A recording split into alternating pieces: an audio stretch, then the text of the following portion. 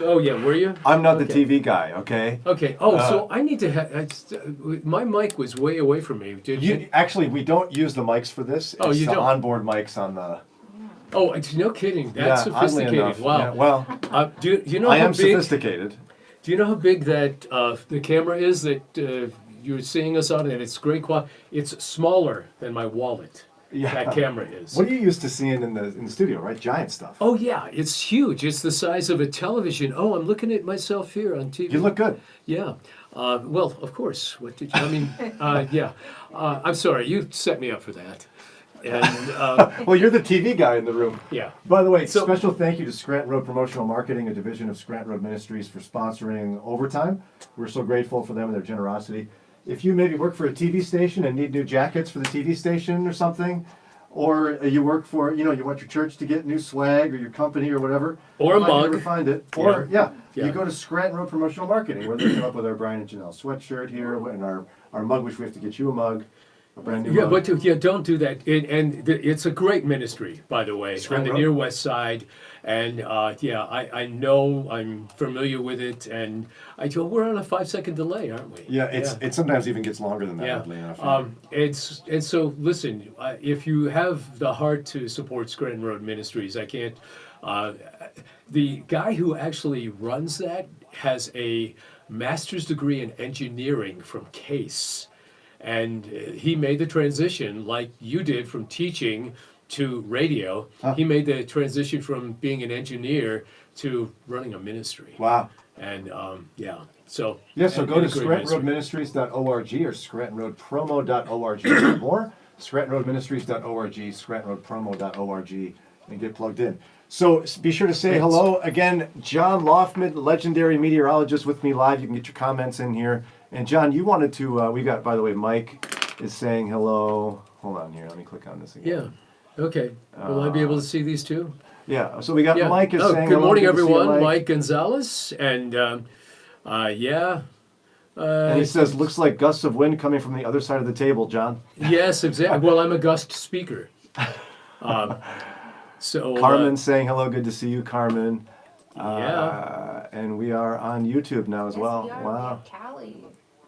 And Callie is the one who said hello to you yesterday. Yeah. Good morning, Brian and John. Happy Wednesday. Happy Wednesday to you, Callie. She's on her husband Josh's account here. So you had mentioned that. you wanted to talk about you want to do some radio talk. Yeah, so I was just, we were talking really early, hours ago now, about radio, and I mentioned something about Guglielmo, and that's the first name of a 20-year-old kid who was basically the Bill Gates or the Steve Jobs of his generation, and his last name is Marconi, and he's the guy that invented the radio, and it was just a fluke, actually. Yeah, I mean, I knew Marconi, but I didn't know the first name. You kept throwing me off with that. I was like, who is Guglielmo? Why do I not know this? Guglielmo, It's his first name. Yeah, it's his first name. Okay. Yeah, very interesting guy. Now, so his mother is an Irish Protestant from the whiskey family, from the Jameson whiskey family. Oh. Irish wealthy family, right? And his father is 17 years older than his mother. His mother's 21, his dad's 38. And he's an Italian businessman who falls in love with this young woman, and he's an Italian Roman Catholic. And they go back to Italy, and Marconi, spoke English and read and wrote English because his mother was, Irish. And so and he was a precocious kid. He couldn't get into the Italian Navy. He failed the exam. He couldn't matriculate into college. At the age of 13, he built a still on the villa's estate where his family lived. He was a bit of a character, but very reserved when he's on vacation in the Alps. He's 20 years old. He's bored. He grabs a newspaper and he picks it up, and he's a big fan of Ben Franklin, so he likes electricity. And he reads an obituary, and it's Heinrich Hertz, megahertz, Oh, Love Hurts. No, Yeah. he didn't. He no, wasn't. he didn't write that song. It was no. It does hurt sometimes. I know. And there was a little outline about how Hertz had discovered these waves that went from one place to another, but they were invisible. And Marconi said, "Oh, that's kind of cool.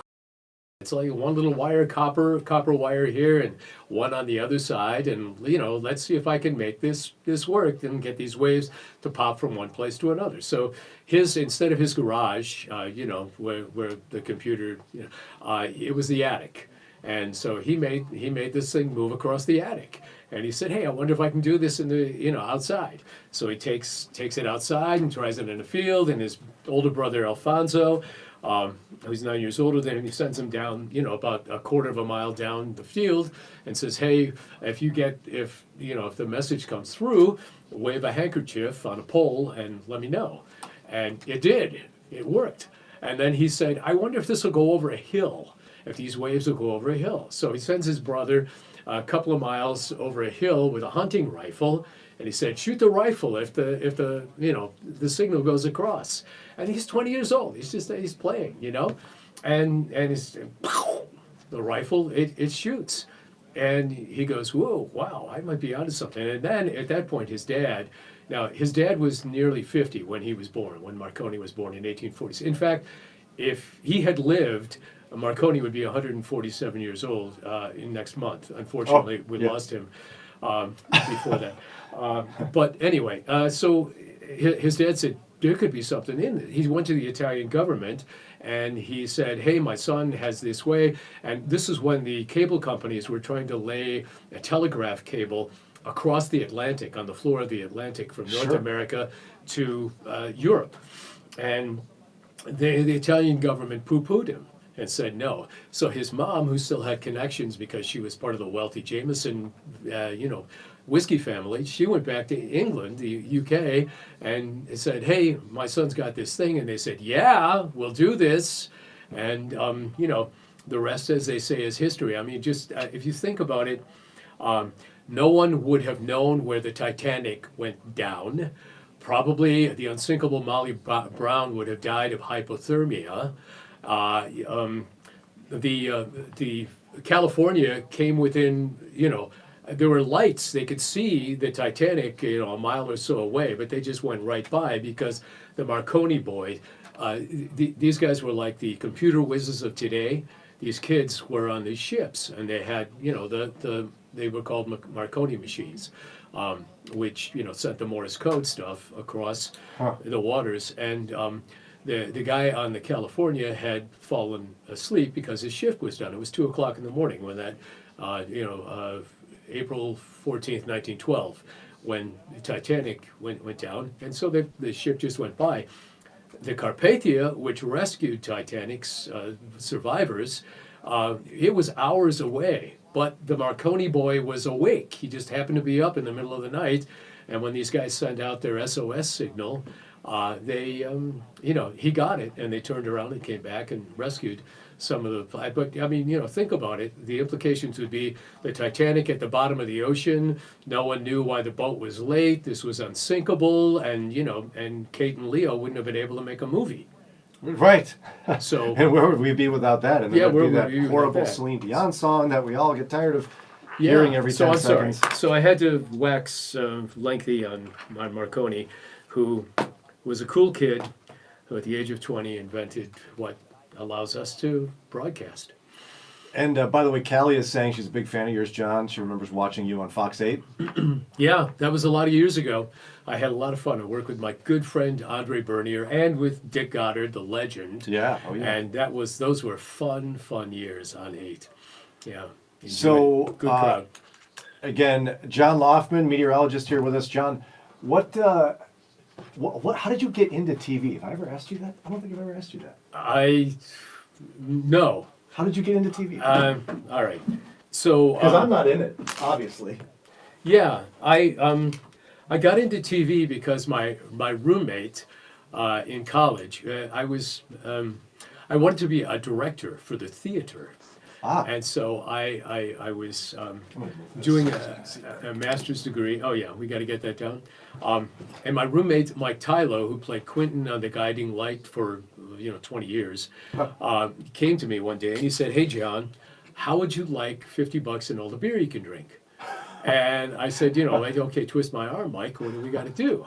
He says, they're doing a Stroh's commercial. We were in Detroit, and and they needed extras. They needed bodies in the background, and so I wound up there, and an agent was there who saw us and said, hey, you guys have this like wholesome all-American Midwest look, and we could get you. So I started doing commercials and voiceovers and stuff like that, and then I got married, and instead of flying to Chicago one week and flying to some other place to do spots and then going for weeks without any income and wondering if I was overexposed and then at some points getting a lot of income, it became so sporadic that when I got married, I decided I better get into TV, which was a little bit more stable. And so I went to a guy, at that point I'd had a master's degree in communications. I went to a guy who was a news director at a TV station, and I said, Virgil Dominic is actually his name. Great guy, also brother in Christ. And I said, hey, I'd like to be, I'm good in front of a camera. I want to get into news. He said, what do you like? I said, I have loved weather my entire life. I've always, I used to draw maps on, when I was a kid. He said, well, you probably need a degree in meteorology, because at that time Goddard was coming on. You didn't know this was going to get this long, did you? No, I'm happy with it. I love okay. it. I love it. We're fine. Dick Goddard was coming on, and there would be a full screen graphic that came up on the tube. It said, Dick Goddard is the only meteorologist in Cleveland with the American Meteorological Society's seal of approval. And so, that was a big deal. And of course, Andre Bernier has one, and I have one, and But anyway, he said, you need a degree. You need a seal of approval. Yeah. So I went back and I got a master's in meteorology, and then I came back to him a couple of years later, and I said, okay, got it. And this, Brian, what a great example of God's hand on my life, because we've been praying about this, my wife Julie and I, and there was an opening in Toledo, which isn't that far away from Cleveland. And it was for a weekend gig. And on top of that, the news director, Virgil, was the corporate news director for all the stations. And this was this station was part of the group. Huh. And I said to him, okay, Lord, thank you very much. It's not that far away. We'll be close to family. Really love the way you've opened this door, Father.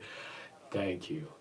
And Virgil came back to me and said, the news director there has somebody he really, really wants, John. But I have a friend in Spartanburg, South Carolina, who's looking for a weatherman. And I said, who, what? Yeah, where's Spartanburg? Yeah. And anyway, so Julie and I ended up going to Spartanburg, South Carolina. Was that a tough call to move all the way down to South Carolina? Yes, it was. And we had 2 little kids at that time. What tipped the scale for you to make the decision to go for it? You just felt God's hand in it? Well, it just happened to be the 37th television market of the 210 television markets, which was a big, why is Spartanburg the 37th of 210?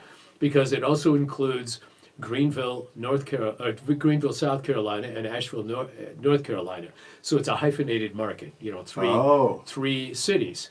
So it's a huge jump in markets for you. It was a huge, nobody starts in the 37th market, but our Father was good, and he answered. And the other thing that it did for us was, and it was a Monday through Friday, not a weekend job. Wow. Monday through Friday, the main job. Wow. And, and Julie and I bonded there.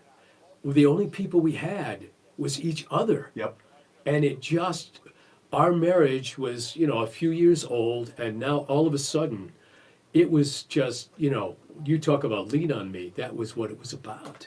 Yeah. And in retrospect, I look back on my life, and I see what he's done in places he's taken me where I had what the heck am I doing? Father, are you kidding? Do you want me to go to Spartanburg, South Carolina? Next move was Kalamazoo, Michigan, which was only 5.5 hours away from Cleveland. And it was, and that too was a growing experience for us. And then Pittsburgh, Pennsylvania, and then for the last 30 years, it's been back home in Cleveland. And so, What a journey. yeah, it was a great, and every step along the way, I look back and I go, oh, that's what I was supposed to learn. That was what's supposed to happen. That was how you orchestrated my life, because I asked you to orchestrate my life. And the places that I didn't expect to go, I wound up going. You probably have a similar story, right? Yes and no. I mean, I the oddity of being a producer in Chicago, which is really not something you do, but it was only God's hand in my life. I mean, a very long, complicated story that allowed me the opportunity to work my way up the food chain there and then end up here. So, but yeah, I mean, I had a similar experience with my wife where when you move away from family and friends, you really are forced to rely on each other and build and learn that home isn't in a geographic location. Home is wherever your family is. Yeah. Like your immediate family. It's wherever we are. I have 3 kids born in Minneapolis, 2 kids born in Chicago. My wife and I now have spent more time married outside of Minneapolis than we did there, and we both grew up there. So where's home for us? Yeah. Wherever we're together. What? So you were close to KARE. That's Yeah. the TV station. Oh, sure. Yeah. Yeah. CARE. Yeah. Big station, and that's where it's CARE 11, and then WCCO is the other big one there. And right. Yeah, Paul Douglas. You probably. Yeah, oh, he was sure. the I grew wedding up guy watching there. him do the wedding. Yeah, yeah. But my good friend Andre Bernier and his wife Sally were on KARE. That's right. They were meteorologists on that station. I probably watched Andre then. You know- Do you know what year that was? Years? Yes, I do. It was 1987, 88. Yep. Then I would have. Yeah. I would've, for They sure. used to do husband and wife weather. And here's an irony. Okay, so I'm in Kalamazoo, Michigan, and I'm doing the main shows, and Virgil here in Cleveland calls me up and he says, "Hey John, I'm starting a morning show on Channel 8, and which is where he was the general manager, and I want you to come and be my weatherman." And I said, "Oh, Virgil, I just got an opportunity in Pittsburgh to go to KDKA, which is That's a big deal. that's a big deal. The first radio station in the nation is KDKA radio, and there's only 2 radio stations east of the Mississippi with KYW in Philly and KDKA in Pittsburgh. Oh, I didn't even know that. And so I said, I can't, So I'm going to. So you're looking at the time? Yeah. I'm just keeping up. Hi, Miss Anita. Hi, Mike. Theola said hello. And the gang. Yeah. So anyway, so I went to Pittsburgh. Yeah. And Keep rolling. So he needed to hire somebody to do his morning show. So who did he hire? Andre. Andre Bird. Yeah. And the rest And is Sal. history. Yeah. So yeah. Uh, And he's been and Sally's from here, so she's from Geauga County, and so her family was all here. So that was a good move for them. yeah, and to answer Callie's question, yes, I mean both Andre and John are followers of Christ. John shared his testimony on the air this morning, and John's been a longtime friend of this radio station. You were coming Yeah. here for share campaigns and stuff years ago. Yeah, and Andre did the weather here for years and years Yes. and years, and he is. I can't say enough good things about him. People think sometimes that TV stations. Have animosity toward each other, and the people in. We're just lucky to have a job, basically. And Andre and I have been dear friends for many years, and he is such a talented guy. He's an ordained minister. You know when he was ordained? This is really interesting. You remember the big blackout on the East Coast? Yeah. Okay, that was the day that Andre was ordained. When the East Coast went He black. caused the blackout. Yeah, it was August 14th. Was it 2001? That sounds about right. Yeah, I know it was August 14th because I know it was August 14th. It happened to have been my birthday. I was born on August 14th. Well, there you go. So how can So- you ever forget? But I can't remember the year. Anyway, that's when he became ordained. The guy has IFR, instrument flight rules, jet pilot license, visual flight rules, jet pilot license. He's written 4 or 5 books. He used to do a radio show that was a Moody radio show that was done. Did you know that? I did not and know that. it was a sellout. Oh, yeah, I know what you're Run. talking about. Yeah. I mean, it's along the The lines stage of show. Yeah, stage show, Prairie Home Companion kind of thing. And I used to have a little cameo. He let me have a little tiny part in one of the roles in it every year. And the guy, he's written films. He's just an incredibly talented, modest man. He's bilingual. He speaks French. French was his first language. What are you and I doing, John? Yeah, I know. Well, not he. Andrea's MIT quality, I mean, this guy. Don't sell yourself short, though, John. You've got a huge influence here in Northeast Ohio, and we're grateful for that. Sandy, by the way, says thank you so much for your interesting story, John. She loved hearing what you had to say. A lot of other people did too. They're just hanging out with us. Yeah. But hey, time flies when you're hanging out with John Loufman. That's what people always say here in Northeast Ohio. Again, John Loufman with CBS as a meteorologist, good friend of the station. He'll be back on Friday for Follow Up Friday. Thank you for filling in for Jannelle today. It was just an honor to hang out with you, brother. Yeah, thank you for letting me rattle on and on. Oh, no, I love hearing your stories, bro. That's great stuff.